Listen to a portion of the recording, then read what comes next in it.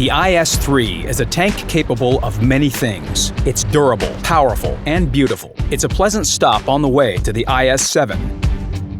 Many who have reached Tier 10 come back to the IS-3 and consider it their main tank. It can meet any challenge that World of Tanks gameplay can offer. It can bounce shots, maneuver boldly, and deliver powerful hits of its own. The IS-3 does it all. So if you play this tank, you'll never lose, right? No, it can't win by itself. To get the most out of the IS-3, you have to truly master it.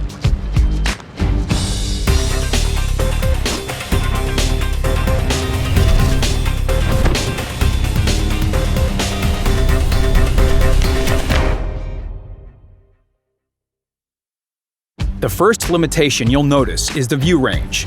It's only 350 meters. For Tier 8, that's considered legally blind.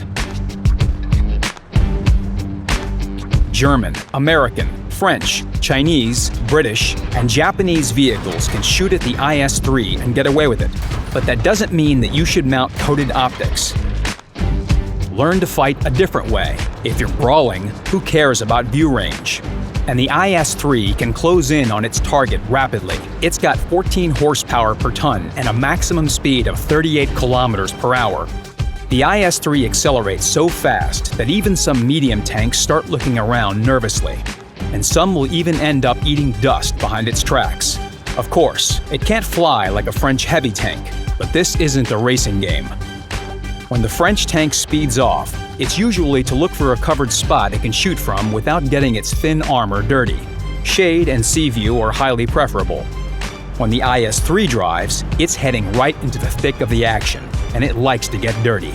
This tank has decent speed, and it needs it, to carry its gun as close to the enemy as possible. The IS-3 has trouble fighting from distance, and not just because of its low view range. You can blame it on Soviet tradition. The IS-3 has an aiming circle as big as the Russian soul. It gets even wider when you accelerate. And the IS-3's aim time is so long that the AMX 5100 can shoot twice while that reticle is shrinking. Accuracy is below average amongst Tier 8 heavy tanks. But all this isn't as bad as it sounds. First, the enhanced laying drive, gun rammer, and vertical stabilizer compensate for the drawbacks a bit. Secondly, you forget about these problems in close quarters combat, and there are compensations: great armor penetration and alpha damage. The IS-3's top gun can penetrate 225 millimeters of armor with an AP shell. The strongest Tier 8 heavies start wiggling their hulls and turrets in fear when they see those numbers. Even Tier 10 vehicles better be careful in front of the IS-3. Its APCR shells can penetrate 265 millimeters of armor. This means it can penetrate the E-100's front, the T-57 Heavy's front, the FV-215B's front, and the 113's front. Who's next? In theory, you can cause almost 500 damage per shot. This doesn't depend on you, of course, but you'll almost always knock 400 hit points off the target. And if the target has paper-thin armor, the IS-3's HE shell can absolutely knock the stuffing out of it. A salvo from 3 IS-3 guns can cause almost 2,000 damage. This is what happens to those who let the blind IS-3 get close. The IS-3 is most at home in an urban environment. It feels safe in these confined spaces. Remember that, in addition to the gun of mass destruction, the tank also has some serious weak spots in its armor.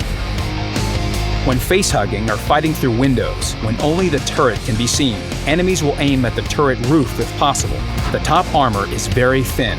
Even the complex shape won't save it. If the shell caliber is 3 times higher than the armor thickness, there can be no ricochet, no matter the angle. But that spot isn't easy to hit. It's much more common to take a shell in the pike nose. The shape looks so intricate that you may think the armor is always sloped in any hull position. In reality, if you roll around a corner with your nose first, you are very vulnerable. There's the other way of soaking up damage in the IS-3, side scraping. The sides hide the titanium belts and the portable black hole generators. Enemy shells vanish. There are several strongest things in Tier 8, the layered front of the Super Pershing, the T-32's gun mantlet, and the IS-3's sides. And the ISU-152 is the destroyer of the strongest Tier VIII things. Let's see who wins. The American tanks hang in quite well. They are protected not only by their armor, but also by luck. Eventually, the shell will find a soft spot. The IS-3 hasn't been penetrated so far either. Let's speed up the process.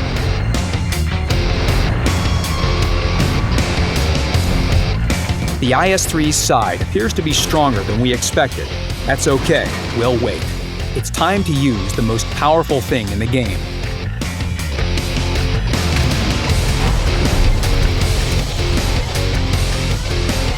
And now the icing on the cake. Although the IS-3 can't be penetrated in that kind of hull position, it can't respond. This move is called reverse side-scraping. The front-mounted turret becomes an advantage. While the enemy blasts away ineffectively, you can coolly take aim. This way, the IS-3 becomes both a shield and a sword. It strikes its enemy without taking damage. The IS-3 is effective on any map.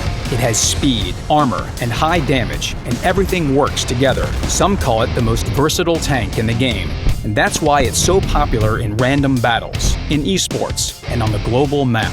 The IS-3, truly irreplaceable.